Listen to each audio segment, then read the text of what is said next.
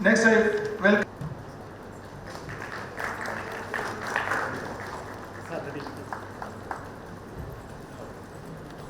Next, I welcome Dr. M to this Kunur for this great international conference.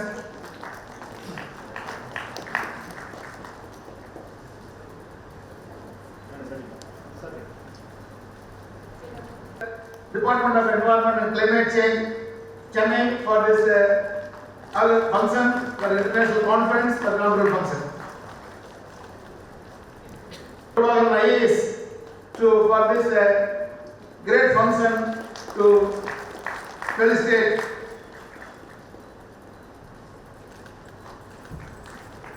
First, Madam has to, Jayanti Madam has to supposed to hear. Madam is deputed sir to join in this function, the inaugural session. And all the heads of departments from DNRM and all the faculty and students and delegates to the international conference from the scientists who have come from Rwanda and Oman, Dr. Suleiman. So many scientists have joined for this function, inaugural function. I welcome every one of you for this great function. Thank you very much for the opportunity. Thank you, sir, for your warm welcome. The enormous climatologist, a colossal meteorologist, a global tour to 50 countries. Her mammoth weather model speaks volume upon her. Her firefighting plans are as sharp as knife. With these exemplary remarks, we wholeheartedly invite our respected Vice Chancellor, Dr. V. Geeta Lakshmi, to inaugurate the conference and offer the inaugural address. Thank you very much and good morning, which is being organized by the government. First of all, my apologies for that. Again, a warm good morning to all of you who have gathered here. The more important guests who have joined on the dais. So I'll start with my Home Commissioner, Thiru Shivaguru Prabhakaran IAS, Coimbatore City Municipal Corporation. He is very, very helpful to us and he is supporting our environmental scientists in a great way. And we are taking the Director for Center for Plant Protection Studies, Dr. Shanti. She is working with Dr. Shivaguru Prabhakaran in the Black Soldier Flight, and the program is becoming very successful and it is going to be a sustainable program and also income force Coimbatore. Again, he is very supportive to us. You know, a lot of activities are going on between the Forest College and Research Institute and his institute. We are collaborating in a strong way and your presence makes a lot of difference here. Thank you for online as well. So, but she was kind, and thanks for deputing you for this important event. And then Dr. Muthakumar IAS, Executive Director, Tea Board India. He's also supporting us in many ways. In environment, you know, Tea Board places presence is also making a lot of important things. And again, you know, we have pleasure of having Vivek Kumar Yadav, IFS Assistant in Chennai. They have organized, I think your insights will be definitely useful for this year, and we have made lots and lots of improvements. And you know, you are dealing with the youth and importantly healthcare. So your insights will definitely be useful in this conference, and we will have a lot of take-home messages as well. So this is a very important event organized by the Natural Resource Management Directorate. So the Director Balasubramaniam is effectively handling this session, and he is actually organizing it in a very well fitted manner. And the pillar of support is Dr. Devaki, who is heading the Environmental Sciences Department, and the entire team of scientists.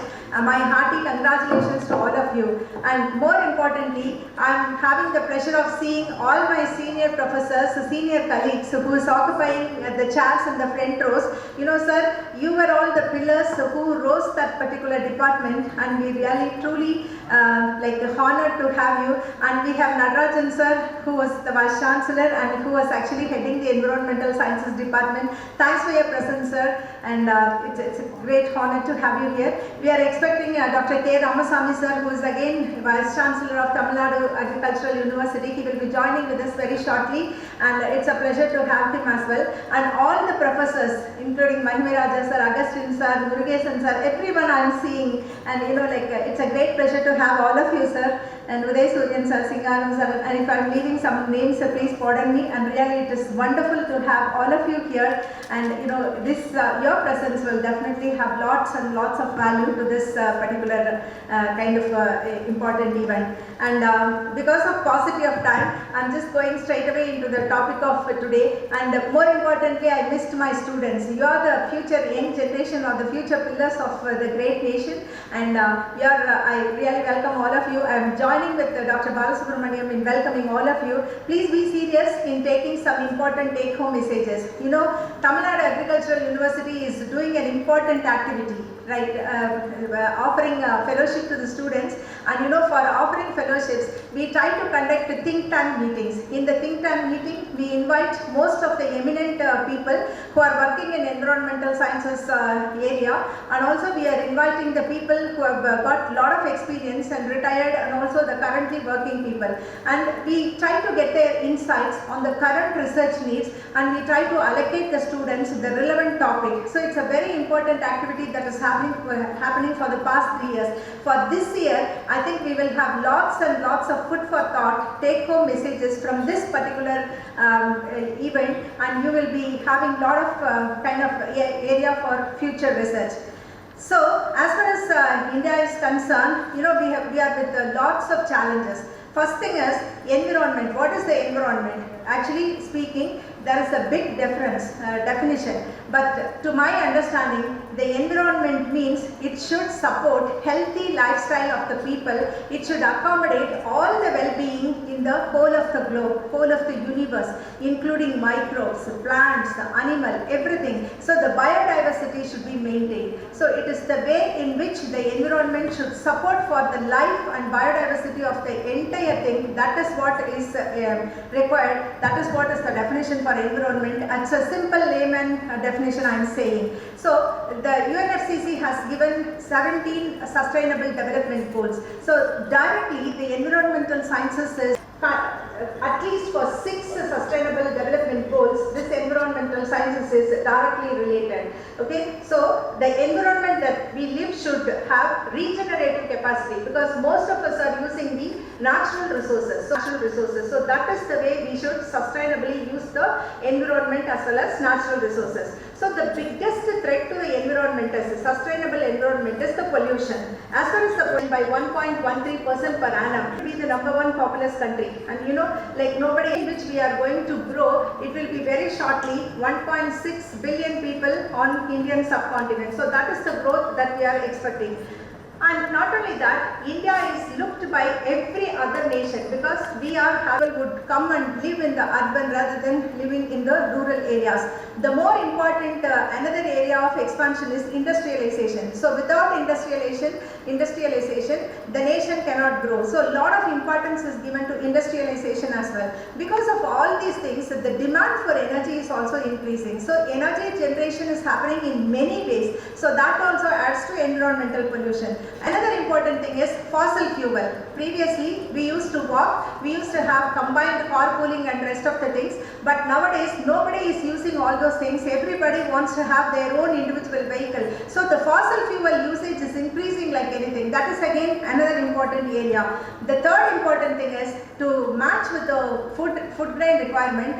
Lot of deforestation is happening, shifting cultivation is happening. Though forest department has got lots and lots of kind of rules and regulations, still this deforestation is happening in a greater way. So that is also one area which is actually contributing to this one. Another area is livestock. Livestock emissions, methane emission from livestock is the biggest contributor for greenhouse gas emission. These are all the things which are actually saying. So UNFCCC report, every 4th biennial report, it says that 2020 GHG emission is around 3,000 million tons of carbon dioxide, which is 7% reduced emission compared to the previous year 2019, which is actually giving a good feel for us, because people have have started realizing the heat of climate change, so they have started reducing emission of greenhouse gas. That is what the indication says, that from the previous year of 2019, in 2020, we reduced 7.9% lesser greenhouse gas emission. So the government of India has also come out with a robust framework for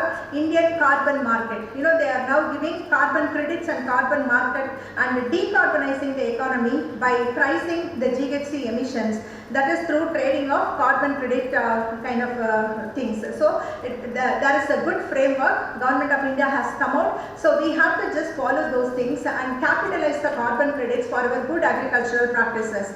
And you know, there are two countries which we need to mention here. The Finland, which is the first country for carbon taxes. They taxed $100 for every ton of carbon dioxide equivalent emission. So this was actually from the Finland. But Uruguay, in 2024, Uruguay, they gave highest rate for carbon. For 1 ton of carbon, they are pricing $167. So this is the way they tax it, so that the people get realized and they reduce the carbon dioxide emissions or carbon dioxide equivalent emissions in the environment. So coming to environmental pollution, especially, you know, there is lots and lots of health disorders, especially the non-communicable diseases like heart diseases, diabetic, cancer. This is all increasing because of the environmental pollution. And you know, there is an estimate that 4.2 million people die every year in the whole of global conditions, I am saying, every year because of the outdoor pollution. And because of indoor pollution, another 3.8 million people are dying because of the indoor pollution. So totally around 8 million people, just because of environmental pollution, every year they are losing their life. So which is very, very worrying factor.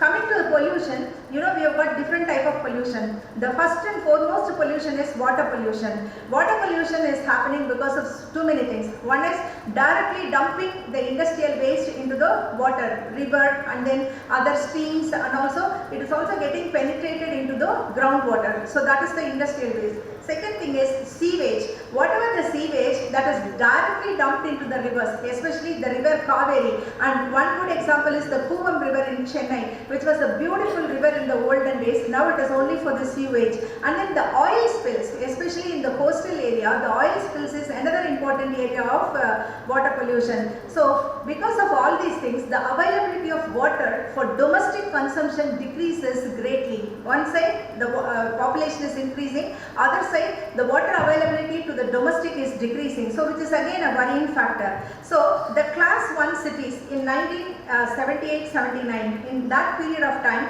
the wastewater generation was just 707 million liters per day in Indian condition, I am saying. But in 2021 estimate, it is almost 100 times more, 72,000 million liters per day. You can just imagine 100 time increase in wastewater generation. So this is again we need to take into consideration. This is the report from Niti Aayog. You know, it enters into the river, water bodies, and also small streams, everything. Only very small percentage of water is treated and let into the streams. So this is again we need to look into it. So we need technologies to clean up the water and let it into the streams as a clean water, for which urgent action is required. Okay, there are scientific advancements are happening. Wireless sensor technology combined with the IoTs, which is again one of the very important area. Lot of innovations are happening. We have the highest population of young generation. Young mind innovate lots and lots. So this is one such innovation, wireless sensor technologies and IoTs. Again, blockchain technology, which stores lots and lots of information about where the wastewater is available, how to treat it, how to bring it back to the usage. For that, blockchain technology is also useful. Then IoT with the sensors, it is actually economizing lot of water in agriculture, because we are the major shareholders of water users. Coming to the second important pollution, soil pollution. The first one is the water pollution. The second one is the soil pollution. In the soil pollution, toxic and hazardous materials are dumped onto the soil. In the whole of the world, 5 million sites are contaminated with heavy metals. This is a report again from the global report. Especially in China, India and Egypt, the cadmium, arsenic and lead contamination, these heavy metal contaminations are very high.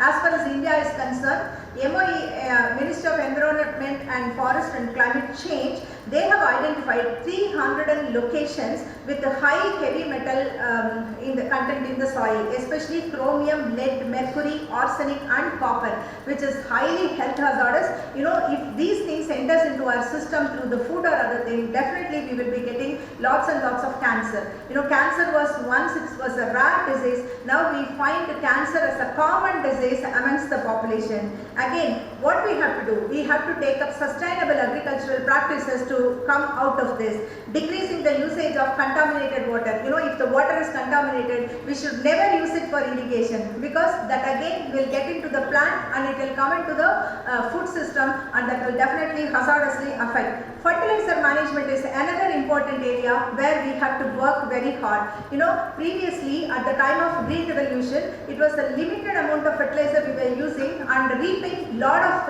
harvest. But now we are dumping fertilizers and the use efficiency is very minimum. Now the fertilizer use efficiency is just 40%. We have to come out with lots and lots of innovation. One innovation is water soluble fertilizer, which was actually, there are 3 places where water soluble fertilizer units are being established. And you know, it is very important that we are using those water soluble fertilizer which gives 80% and more efficiency. And we can also regulate the application, because drip fertigation we can use every alternative day also. We can add a small quantity of fertilizer which can help us in reducing the emissions. So this is one area where we can use. And then restoring the soil. There are lots and lots of techniques. The soil ameliorators can be used for restoring the soil. And NBSS LUP, which is the authorized land use planning institute, this has come out that 30% of the Indian soils are affected. Out of this 30%, if we take this 30% as 100%,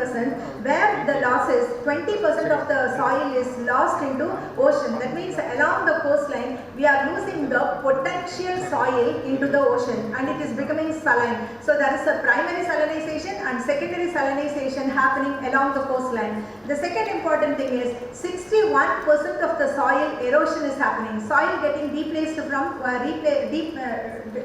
from one area to other area. That is what is the soil erosion. That is happening in 61% of the area. Another 10% of the area is reservoir deposits. You know, it just gets deposited in the under the water in the reservoirs. So that is what is given. So, way for public transport. Then cycling and walking. I am happy that still our agriculture university students are using a lot of cycling and walking, which is again an environmental friendly package. Recycling and waste reduction. You know, we are now working with the circular economy. Waste from one segment can become wealth to the other segment. So circular economy in each and every form we are following. Water conservation, mainly fixing the leaks and reducing and recycling. That is also one of the things. And then another important thing is we have to take up a collective action. Individual action is not at all sufficient. We have to take collection action. So there are lots and lots of steps that are happening. In this particular conference, we are going with with all these threats, and at the top of climate change, we are having lots and lots of things.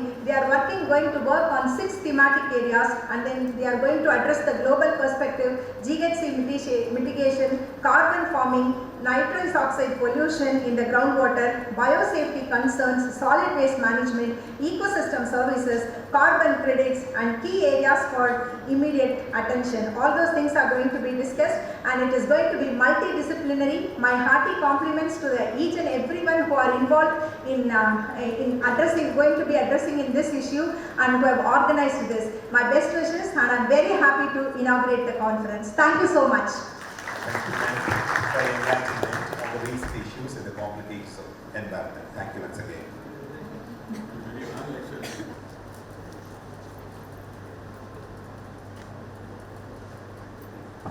Sir அப்படி கொஞ்சம் சேர்ந்து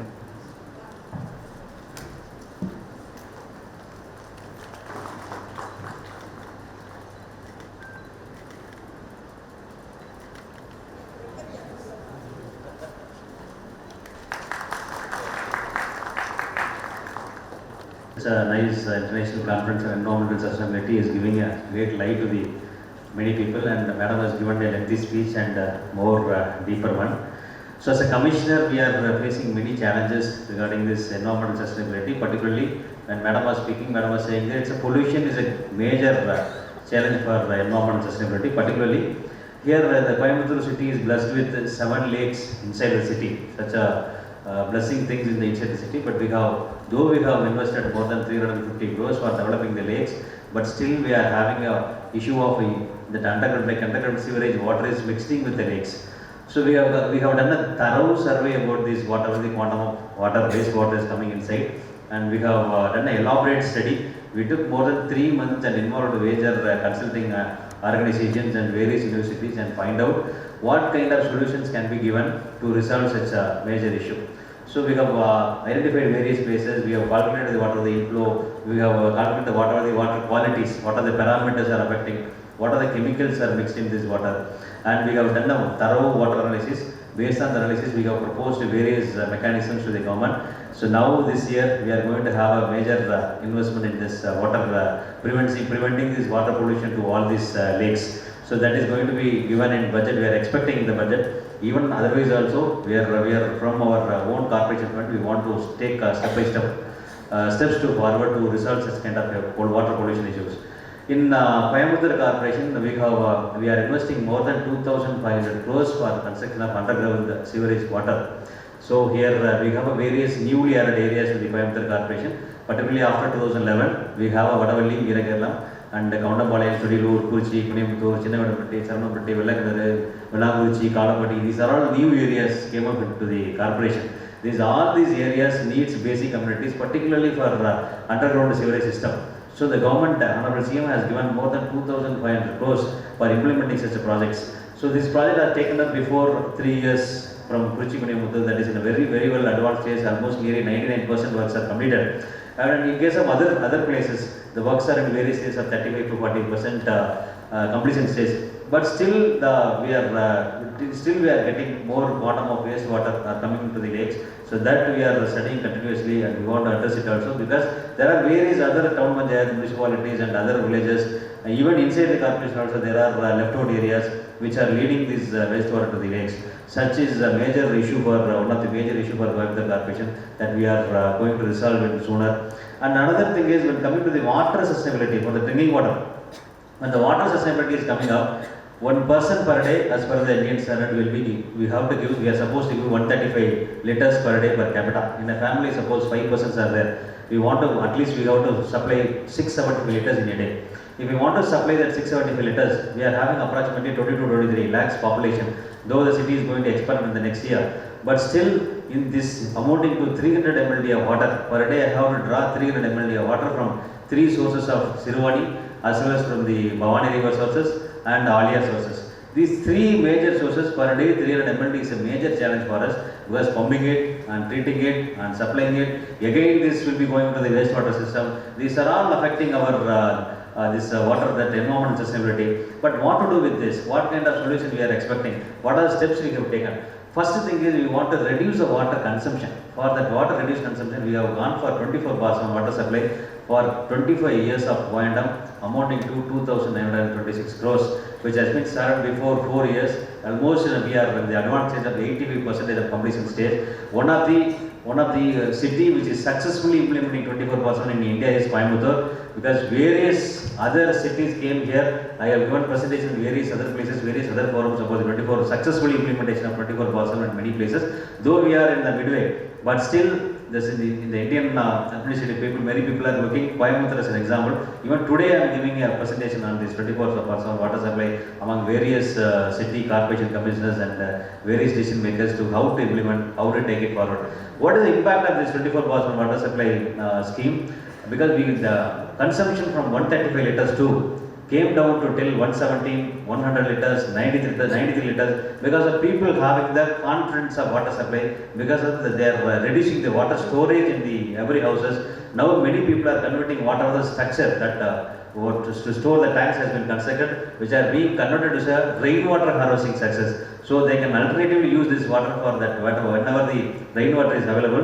Whenever this water supply is coming up, it is alternatively they are using it. So in that way, the water sustainability we want to improve. Moreover, when the city is expanding to nearly almost 20-30 kilometers only difference, per kilometer only difference with the Chennai Corporation, that time we will be requiring at least 400 ml of water. In that time, if we are saving these quantum of water, it will be used for many other places. Even many other villages also can have the water. Many other town panchayats can have water.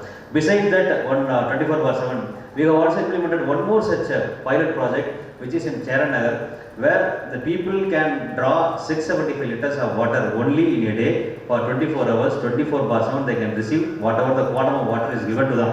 That project has been successfully come up because the person who is sitting in the lower elevation will give normally more water, the person sitting in the higher elevation will have less water. That disparity is equally addressed in the system of new ideas, new innovations. So that is going to be the future for the entire 24/7 water supply system, particularly for the environmental sustainability, because we have to conserve the water on the other side, we have to save the rainwater also. These kind of many practices are going up in Coimbatore Corporation. Besides that, whatever the UGS's water we are drawing, that water is being treated secondary treatment plants. Normally after treatment of secondary treatment, this water will be let out to the streams or for any agricultural purposes we are using it. Now the government has sanctioned 245 crores for tertiary treating this water. After Chennai, Coimbatore is the second city in Tamil Nadu. We are going for 25 ml of tertiary treatment of water that will be reused for the industrial purposes and other commercial purposes other than domestic. So that kind of water sustainability is government is also focusing, and they are investing more such quantum of money in that environmental sustainable measures in various other places also. Besides Coimbatore, the Tamil Nadu government has given approval for Salem, Tambaram, and Madurai, and various other cities for 24/7 water supply, and such steps are being taken up for the environment, for ensuring this environmental consciousness among the public.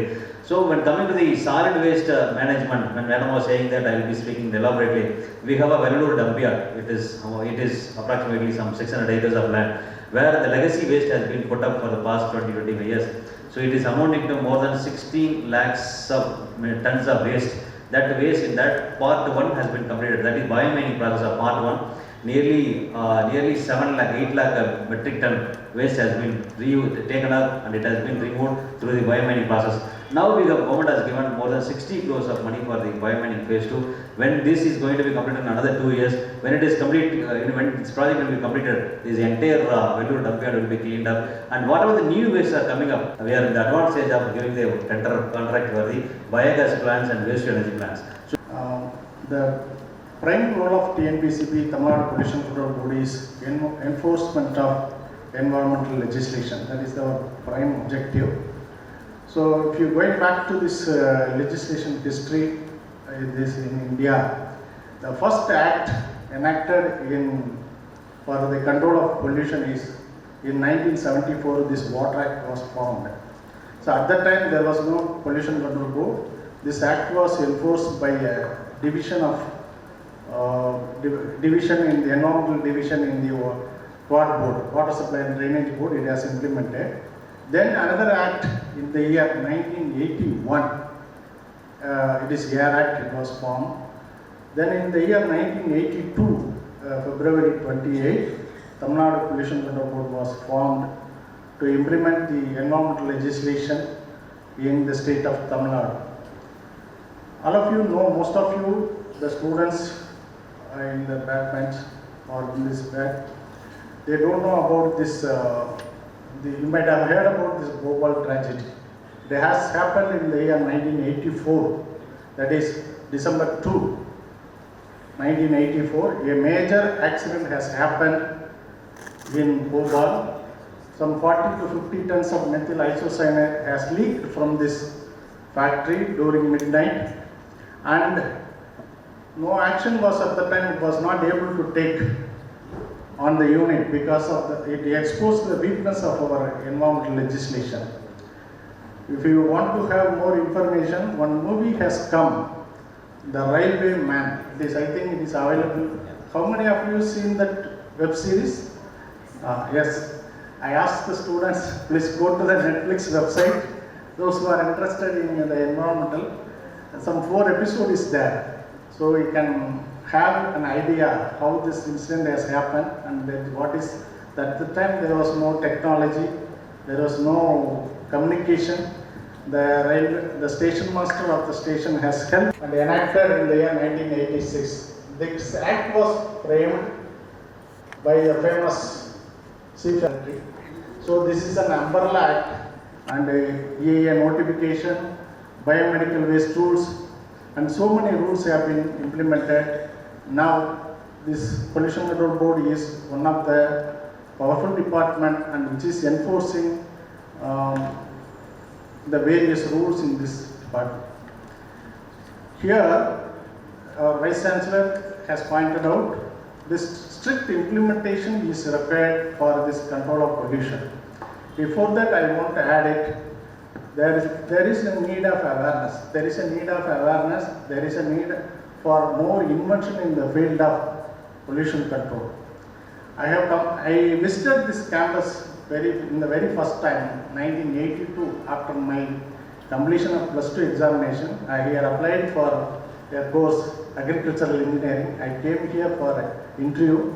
At the time, this campus was very beautiful and colorful. So it was a very prestigious institution. At the time, no campus like agricultural university or campus in America. It was a very nice campus at the time. Still now it is a good campus, but so many private institutions has come up now. But at the time, then I got a seat here, but I preferred to join in engineering. At the time, only 8 colleges are there. I came out with civil engineering in 1986. So in civil engineering, we had only 2 subjects about environmental engineering. One is about the wastewater treatment and another one is public health engineering. Now so many courses have come up and this awareness level has also increased. After completing my degree in 1986, I got an interview from this department at 1988 from this Tamil Nadu government. I received the interview card. It is quoted as Tamil Nadu Pollution Control Board.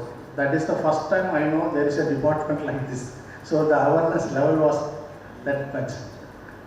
Then I joined in the board in 1990 after writing this examination and all. I was a lecturer in Kumarur College of Technology. That is the only job available at the time. No private industries, mainly government institutions will offering jobs to the engineering graduates. At that time also only 9 engineering colleges were there. But we joined in, I started my career as a lecturer in civil engineering. Then I joined in 1990 as assistant engineer in the Pollution Control Board. Then I informed my family, I am going to join this Pollution Control Board. Then they asked, you completed engineering, then you went to teaching staff, now you are going to police department, why you are going to the police department? So that is the level of understanding of pollution at that level. So now a lot of awareness has come. Even though we are implementing various acts, the pollution level has been increased day by day. For example, if you take the plastic pollution, we are launching a scheme of Meendum Manjappil, that is how to reduce the plastic waste. The per capita generation of plastic waste in India is around 40 kg per person per year. That is, in that about 10% is going to the dump yard, around 4 to 5 kg is going to the dump yard. If you take the plastic waste, if you make a sheet of thickness, the minimum thickness of plastic sheet available in the market is about 6 to 7 micron is available. 6 micron means 10 power minus 6 meter. So if you have interest, you please work on this. The density of the plastic is 900 kg per meter cube. The per capita generation of plastic waste is around 5 kg. And the country's population is 140 crores. And the area of the country is around 33 million square kilometers. So if you make a plastic sheet with the available plastic dumped in the dump yards, within 2 or 3 years we can cover this entire India, including Himalayas. That is the level of the pollution in our country. Not in our country also. If you compare it to the entire world, the waste plastics produced from our all Indian citizens or the citizens of the world, we can cover the entire world within 5 or 4 years by using the plastics produced by our population. Plant density population as a token of honor. Thank you. Actually, it is my great privilege. Why I am telling is that in 1996, maybe August or September, I was entered this auditorium for the BSc Agriculture Counseling. After that, today is 2025, I am entering. It is more than maybe 30 years. After 30 years, again, I am here. It is very happy for me. It is a very pleasure to be also my own university. Because I completed, actually the 3 reasons I want to give some thoughts on the environmental sustainability. One is, I am before IAS, I am a PhD agriculture entomology. I am the A&M student. I did my PhD entomology from Pursa in 2004-2008. That is the one reason. Second reason is that I am a 2008 Odisha cadre officer, IAS officer. The Odisha is the great example for how to prevent, how to take the action against the environmental sustainability. Therefore, I worked more than 14 years in Odisha in different capacities. Therefore, the second reason I want to give some thoughts to all the participants here. Then third reason was that I am now last 2 years, I am working as the Executive Director at T-Board. It is under the Ministry of Commerce and Industry. The tea ecosystem, last two years, what type of environmental sustainability and economic crisis, also how it affects the socio sustainability. That is the 3 issues are governing with the tea ecosystem. Therefore, these 3 reasons, I want to some thoughts, maybe 5 to 10 minutes to the participants, also students here.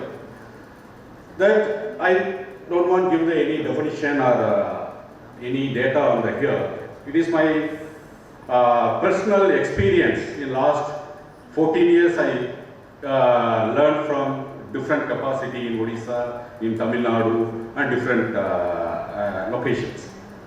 That environmental, what is why that environmental sustainability is very, very important. Suppose you take one example. Suppose now I am working as the tea ecosystem. The tea, the crop for the cultivation, it requires a lot of weather factor, climate factor, lot of new varieties. There is the one type of sustainability. Suppose everything is optimal, then the farmers they will get the optimal production. That is the sustainable. That is the environmental sustainable. What are the reasons that govern the environmental factors? Each and every thing has the own environment. I have one environment, you have the own environment. That environment maybe give the optimal production, that is the sustainable.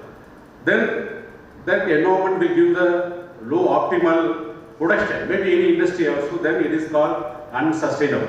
Therefore now, last maybe 20 years we are talking about the sustainability.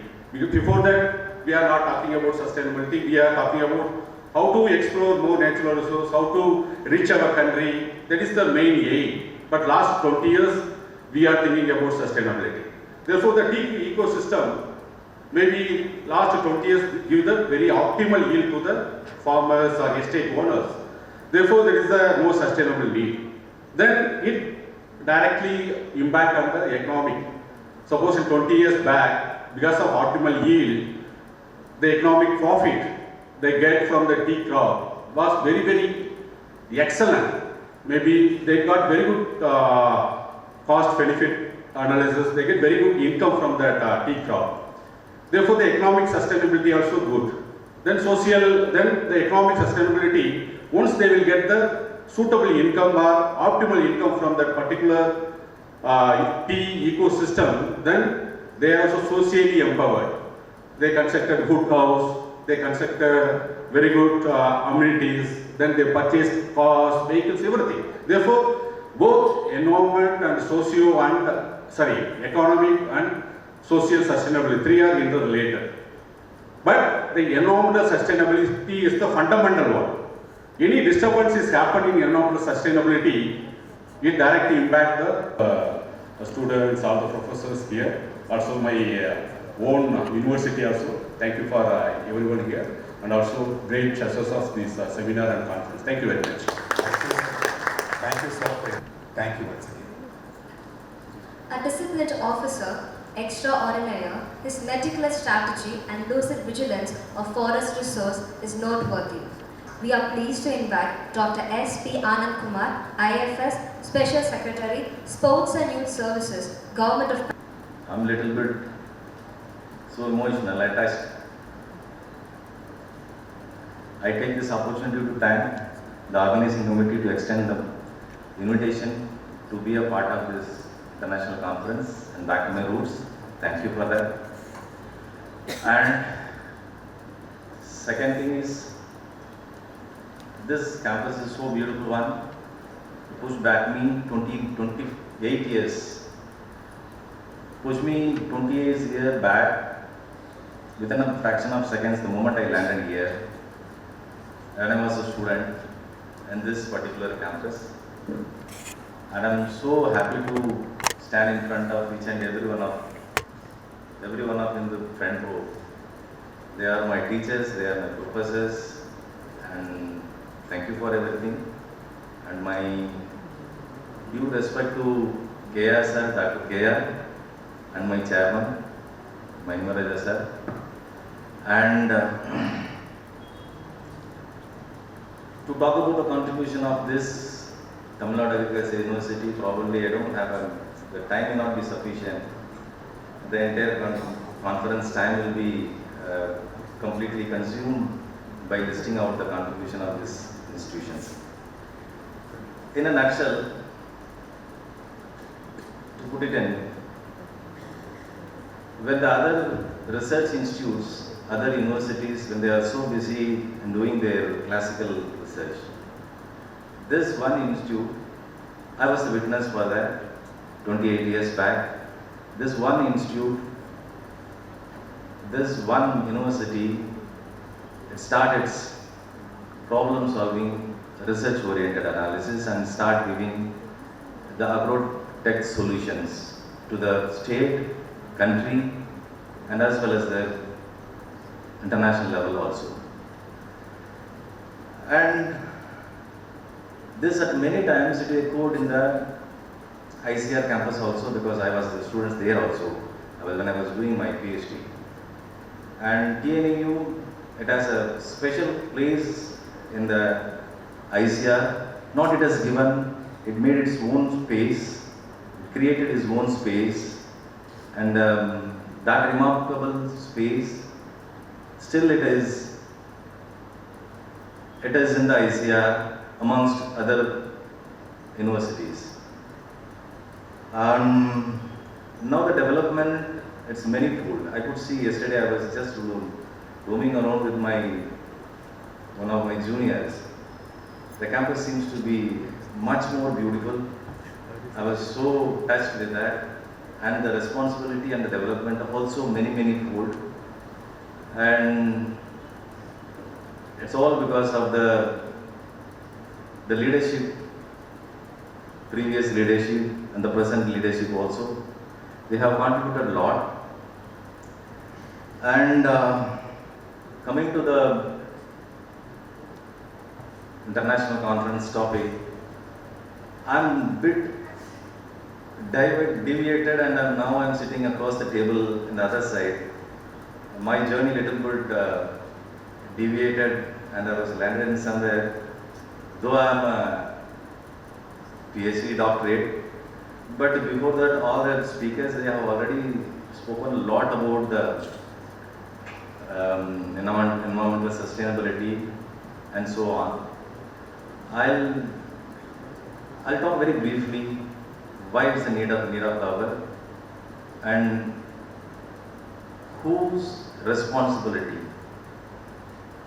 So to begin with the last 4 or 5 decades, the world is facing a huge environmental challenges that everybody knows, because it's nobody can hide that. Everybody knows that, because all the eminent the subject matter specialists in front of them. I don't want to touch upon anything, but I just briefly say something few about some datas which make you forced to think about in a different manner. And like climate change, biodiversity, deforestation, air pollution, water scarcity, it is talked about. And in the August gathering, everybody must be knowing the fact that the last year, 2024, was the hottest year, which has a catastrophic effect in the worldwide. And 2 days before I was going through the paper, it is again the hottest February in 125 years. Over a period of time, it's kept on, and the IMD, Indian Meteorological Department, they have given an alarm that the next year, the coming year, we just stepped upon 2025. Everybody, they are feeling the heat. And the report says, WW report says that more than 500 land animals species that are going to bring down the extinction, and 68% of the declined species in the mammal, reptiles, bird, fishes. So there is a need to, there are a lot of pressure in the natural resources. So there is a need to shift to think about in a different manner the use of natural resources and the alternate use of resources also. Coming to deforestation, since everybody knows about deforestation, if the present current trend continue, only 10% of the world forest will remain till 2030. The days are not too far, but to say about when you come to see the Indian context, we have a little bit small increase trend in the forest cover as well as the tree cover. But considering our additional carbon sink and the commitment in the international treaty, the COP 28-29, Paris Agreement, there are a long way to go. And coming to air pollution, it's, I consider personally, not only me, everyone must be accepting that this is considered as one of the silent killer. Since I am near to Delhi, and Punjab is considered to be one of the culprit in the air pollution, adding air pollution in November, December, January by stubble burning. 20 million tons of stubble, 15 million tons of stubble. It is handled in situ and ex situ also. But the rest of the 5 million tons really creates a lot of issues, and every day we facing a lot of heat in the NGT also, just because of the air pollution. And you can't travel in Delhi in the month of November, December, January. So, and water scarcity also by 2050, it is projected to double and create extreme and prolonged droughts, which will further jeopardize 2.4 million people, plants and animals as well. The plastic pollution, recent days when we are students, we never used to hear about the plastic pollution. But when I was talking about this thing, and 2-3 days before, one of the lead speaker also, Mr. Tawamani, he was also doing work in the microplastic and through nanotechnology. So I was just looking, I'm going through the data from 1950 to 2015, 2 million tons of plastic usage increased to 419 million tons. So this is going to be escalated 600 million tons in 2040. 91% of the plastic is it's never been recycled directly, it is into the ocean. So managing the microplastic, including the major plastics, it is going to be the big issues, and it is going to be create a pressure in the ocean ecosystem also. So at this juncture, there is a huge demand for technology innovation, as well as Muthukumar said, there is a need of policy intervention also to mitigate or manage the environmental responsibility.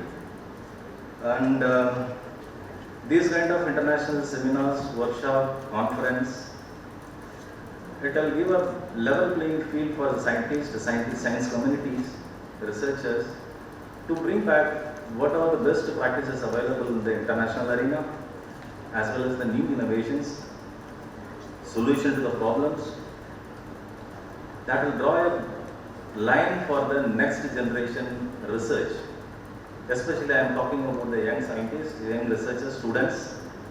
My main message to you that this will, one day you will become a foundation or backbone or a blueprint to achieve the India's commitment in the international forum. So we have committed in the many things in the international forum. So in due course, we are trying to do something, but it is 75% on your shoulders only. So 25% is whatever the scientists sitting near in this auditorium, they have contributed many things, and 75% is still it is on your shoulders. So the responsibility always on your shoulders. And not taking much time, we can't say simply we can depend upon the scientist only. It is, I know there is a collective responsibility of the businessman, global collaboration, globalization, global cooperation, business community, researchers, individual as well, and they all have to be collectively have to manage this, face such kind of challenges. And so I urge the scientific community, especially the young researchers, young scientists, you embrace this opportunity. To embrace this opportunity, collaborate with them, because there are many international participants are here. When we were a student, we also given an opportunity to interact with the international, like Ravinay, he was from Australia, and other scientists also. So I really feel you have to take this opportunity and collaborate with them in a way by the knowledge which you are going to gain from this conference. So once again I take this opportunity to thank each and every one of my mentors, especially Dr. K. Ramasamy sir, former Vice Chancellor, and Dr. Mahimera sir, who was my chairman, and other my professors. And I consider every one of you as a mentor because you groomed myself in a way, and I stand in front of you. Thank you once again, and I wish you all the very best and wish you have a successful conference. Thank you. Here today. I also thank Department of Environmental Studies, TNAU, to invite me for this knowledge gathering session and knowledge gathering conference. As previous speakers already have highlighted what are the different facets of climate change are and its different aspects. So everyone knows that since climate change is real and this is going to stay here for a very long time. A very recent study, or it's an ongoing study in various forms, it shows that currently the state of Tamil Nadu on an average experience around 4 months of disturbed days in an year. So, and if the things are going to continue like this, then this 4 months will happen to increase to 8 months. So imagine being very anxious, being uncertain about 8 months in a year, about what will happen to the future, how you are going to plan for the next year. So these are very difficult and tough times. And climate change is such a thing that it is going to impact all the sectors, from agriculture to industries to academia, everyone it is going to impact, and it will also impact all the demographics from different age groups. So, in these ancient sites, the good news is government is also government has come up with a lot of policies and missions. So, Tamil Nadu government has come up with 4 important missions in order to combat climate change. First among is Tamil Nadu Climate Change Mission. So what it does, it tries to integrate the climate resilience policy, climate resilience in the mainstream climate change policy making. It also has various schemes like Green School Program, Carbon Neutral Hub, including Coimbatore, to envisions to make Coimbatore as a carbon neutral hub. Then Bioshield development across the coastal districts of Tamil Nadu. Also climate resilient villages. Recently we have conducted Climate Summit 3.0, where experts and scientists from various domains came and shared their ideas, and we are taking the thread from there and will be executing more projects. And one more important program is climate literacy, where we try to spread awareness about climate change to all the stakeholders. It includes not only to the students but also builders, resident welfare associations, and various age groups. Also, from department, we have district climate change mission, one of the most important institutions at the district level, where each district will be given a target to complete district climate action plan for the next 20 to 25 years. If based on that plan, all the interventions in the future may take place. So that is first program, the first mission. Second is Green Tamil Nadu mission, as most of us know. With this, the government tries to increase the forest, the tree cover to 33%, engaging all the public community in the plantation drive. Third mission is our Tamil Nadu wetland mission, where the government aims to regenerate and restore all the wetlands of Tamil Nadu. And happily, everyone for Tamil Nadu has the highest number of Ramsar sites in India. This number is going to increase with this wetland mission coming in picture. And the latest one is Tamil Nadu Shore Mission, Sustainable Harnessing of Ocean Resources and Blue Economy. As we know that there are 14 coastal districts in Tamil Nadu spanning across 1,000 kilometers. So, in order for the eco-restoration, bioshield development and preventing coastal erosion, this mission has been brought in. Having said that, there is a lot of scope of collaboration and convergence between government schemes as well as the university and the various colleges program. The platform like ICES, International Conference on Environmental Sustainability, it offers an app platform where the ideas will be shared and various policy level intervention can be made. So, having said this, I wish organizers of ICS all my best wishes for the success of this event. I also, generally, whenever I go to any conference, I have students as my main target. So generally, I give them a very small thought experiment. In any conference, if you have come with your time and energy, if you are able to explain what is climate change to 4 age groups. First is 10 to 15-year-old, second is 20 to 25 graduating person, third is at our parent level, Amma, Papa, and fourth is our grandparents level. If you are able to make these 4 age groups understand what is climate change and how it is impacting their day-to-day life, then I will consider the conference success with this parameter. With this I conclude, and again I wish all the very best to organizers for the ICS. Thank you. Nandini. How much it is going to be the incremental electricity consumption in the country? Nobody has thought of it. Now the electric vehicle is being used. It may have a value of or the life of 20 years or 25 years. what you are going to do with the batteries, how you are going to dispose. This is a big question because it is also, we have not developed a climate resilient technology to dispose the batteries which we are using for the electric vehicles. So what I want from this forum is the last mile connectivity. When we talk about the environmental sustainability, it should never be a only single sector.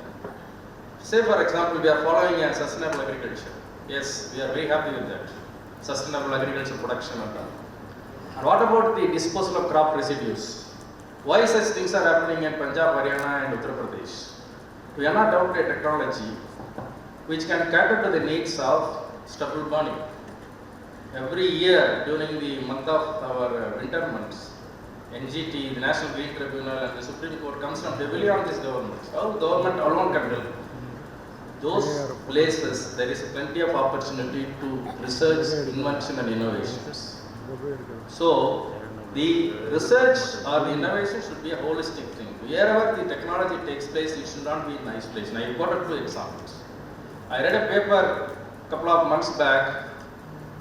One IT specialist from Bangalore, he was telling me, he was written an article in the paper saying that I don't want to live in Bangalore because Bangalore is supposed to be one of the best cities in the country 20-25 years back. Now because of so much of problem with water, so much of problem with the vehicular pollutions, the vehicle traffic jams and all.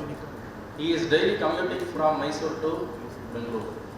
So he takes up the bus from Mysore at 6 a.m., goes to one particular place, get down, take a metro and goes to his office and get back the same way to his Mysore. That is a better place. It is open a new thinking that, as our commissioner was telling, there is a lot of migration takes place, urban migration. We are very happy that our city has grown up from 7 lakh population to 22.5 million population, 22.5 lakh population over a period of 20-25 years.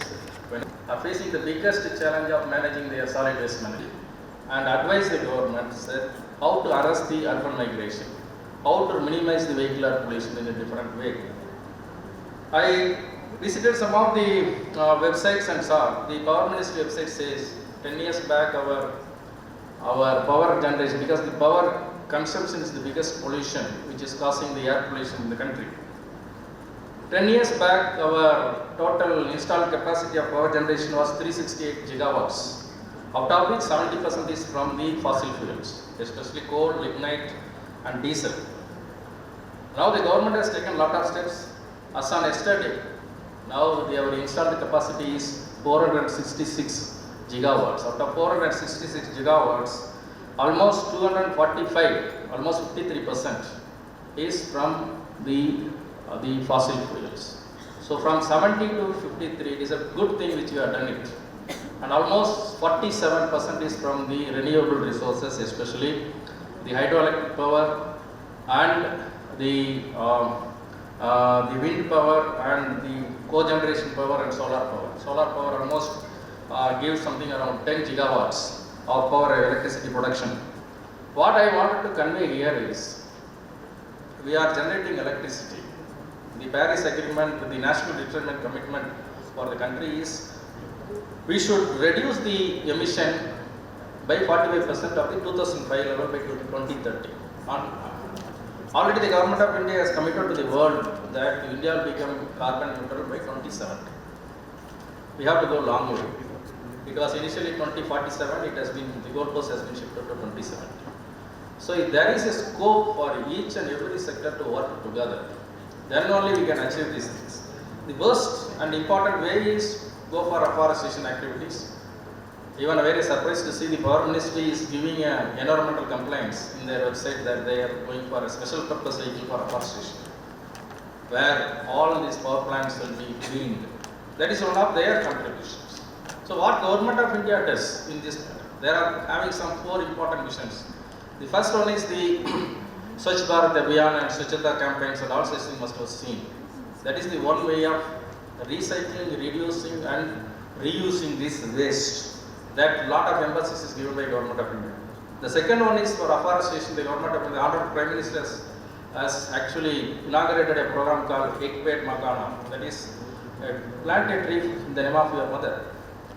That campaign is taking place. It is not only planting a tree, growing a tree, that has been monitored by the Government of India. The third one is, as everybody said, climate mitigation cannot be done by individually, by the government alone or by the policy makers alone.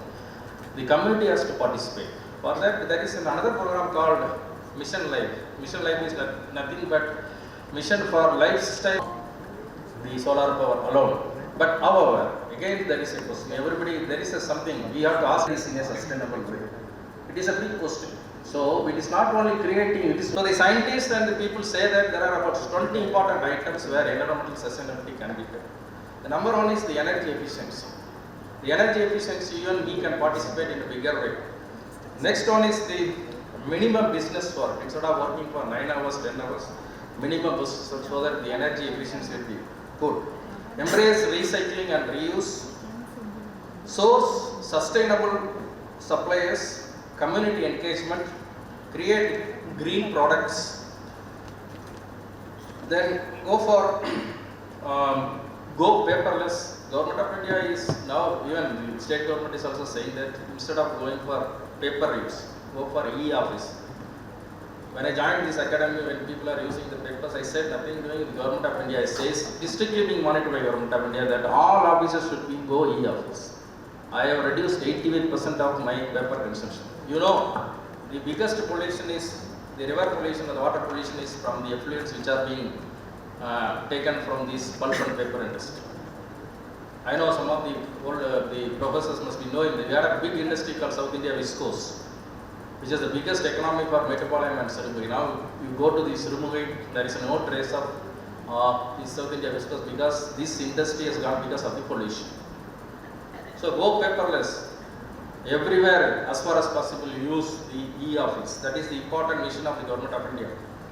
Then decrease the pollution, employee engagement, sustainable remediations, carbon sequestration, eco-friendly cleaning, green business practices, then conserve water, reduce the cooking waste, avoid disposable waste, create circular economy. That is the most important thing. Many people have spoken. Even I read the some small page by Dr. K. Ramasamy also, the circular economy. The circular economy is one of the important things where recycling, reuse, so that the economy is there with that, because the country is growing and the amount of population which are growing and the amount of people who are living in BPL is very high. Almost 16-17% are still living in BPL people. Then we have to take care of them. The economy has to grow. That the circular economy will play an important role. You know, whatever the climate change effect, it is affecting only the downtrodden section of the society. You and me will be happy. We will be going and parking our vehicle in the overbridges. But the people who are living in slums are going to be affected. So this is the most important thing about the circular economy. Then formulate a sustainable plans, investment in renewable energy. For that, the government has come up with a Green Climate Fund by the Ministry of Environment and Forest. The MOFCC is the nodal agency, where the government cannot support all the activities. You know very well, because most of the things are being taken care only by the government. So private sector participation is ensured through the Green Climate Fund. So thank you so much for giving me this opportunity to talk something about the environmental sustainability. I think each and everyone, you and me, have work, and there is a lot of scope for innovations for the youngsters who are sitting here. Thank you so much. Thank you so much. Followed by Dr. S. Natarajan, former Director, Crop Management Studies, and the former Vice Chancellor, Gandhi Ramroli University, will be receiving the memento.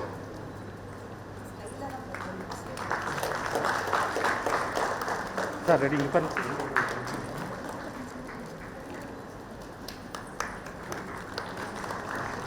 third to receive the honor is Dr. P. Shingaram, former head.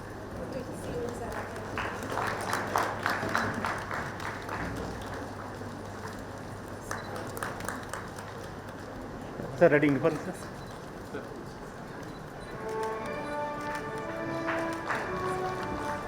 former head of the Department of Soil Science and Agriculture Chemistry, TNA.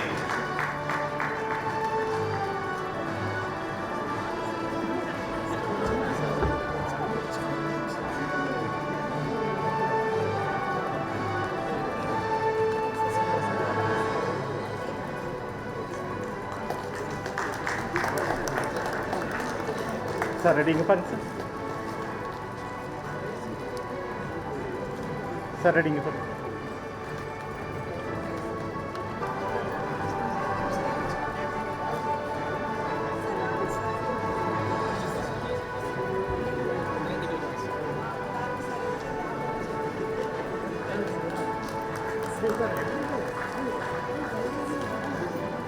Sir, ready sir? The next to receive the honor is Dr. P. Doresh. Sir, ready?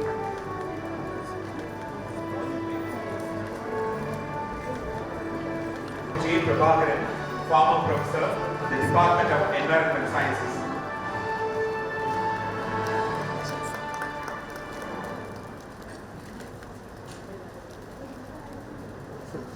Sir, ready sir? Okay.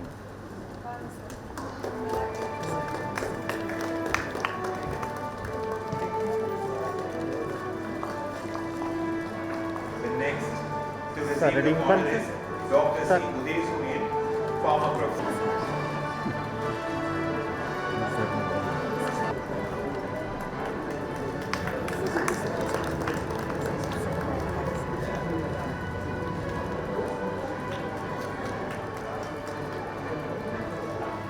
Sir, ready sir?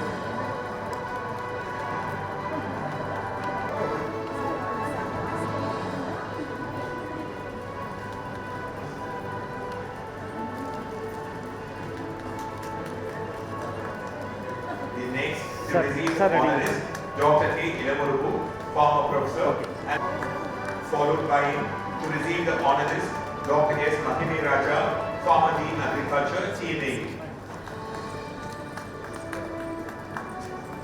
Sir, ready sir?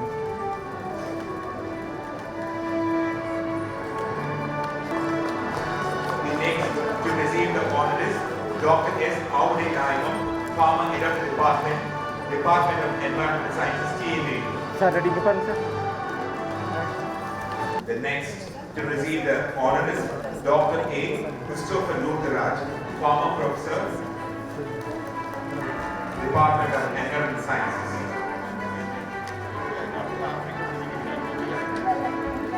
Penultimate to receive the honor is Dr. G. Kalaicharan, former professor, Department of Environmental Sciences.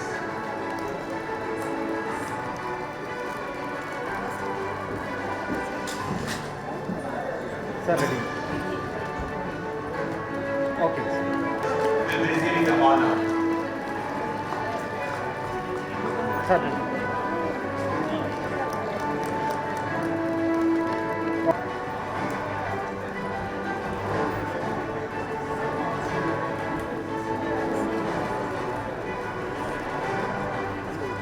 Sir, ready sir?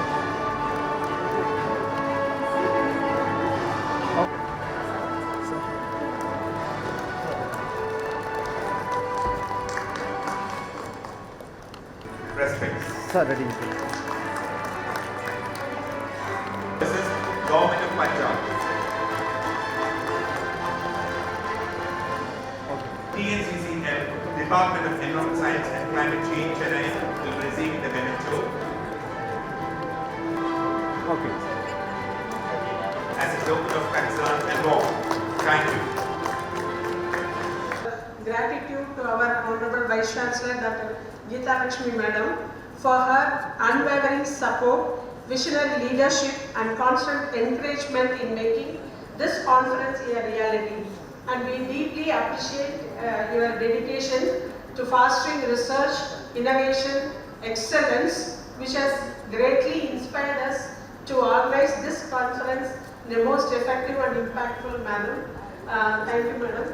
And I extend my deepest gratitude to our esteemed guest, Vivek Kumar Yadav, reinforcing our commitment towards the environmental sustainability.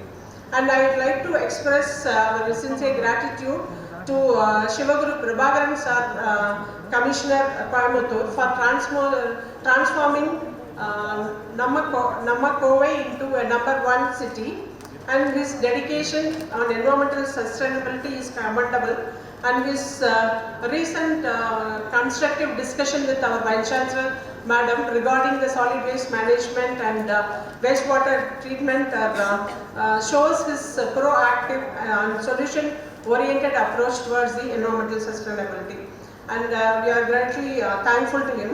And I would also like to extend my heartfelt thanks to Dr. Muthukumar IAS, T-Board India, whose insightful contribution and commitment to public service has greatly enriched this occasion.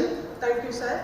And a special note of appreciation to SP Anand Kumar IFS, Special Secretary Sports and Youth Services in Punjab, for all the way travelling from Punjab to our TLAU to attend this conference. And this shows your attachment towards the institution. We sincerely appreciate your commitment towards the responsibility and the support. Thank you, sir. And I would like to express my gratitude to Tirunavukarasu IFS Principal Casfas. He shares a strong association with the Department of Environmental Constant Support and also motivating us for moving towards the environmental sustainability. Thank you, sir.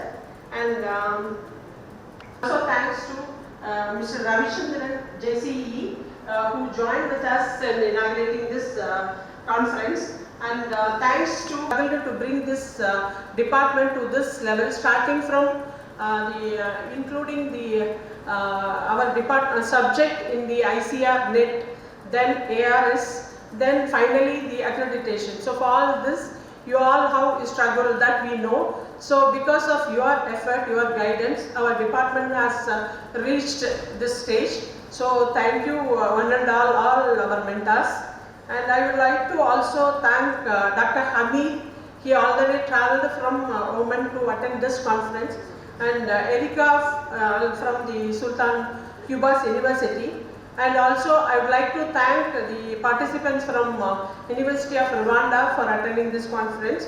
And thanks also to our sponsors, Tamil Nadu Climate Change Mission, Department of Environment and Climate Change, Tamil Nadu Pollution Control Board, National Agro Foundation, IFCO Nanoventions, Coromandel, and IAFSR, then Perkin Elmer and GVG group of companies for their support. And we sincerely appreciate your support, which has played a pivotal role in success of this conference. And I have to mention few persons who deserve special appreciation: Dr. Maheshwari, Dr. Bharani, and Dr. Karthikeyan, whose tireless effort and meticulous planning has made this event a grand success. And our heartfelt appreciation goes to all delegates, lead speakers, invited speakers, researchers, participants from across the globe, and for enriching this event with your presence, and also you are going to contribute in a meaningful way. And last but not the least, I extend my deepest gratitude to all my student friends and research fellows for their untiring work, which has made this conference a vibrant and impactful one. And once again, thank you all, and special thanks to our mentors for enriching the conference by your presence. Thank you one and all. Thank you. Thanks for your thankfulness. May I request the dignitaries to be. Thank you.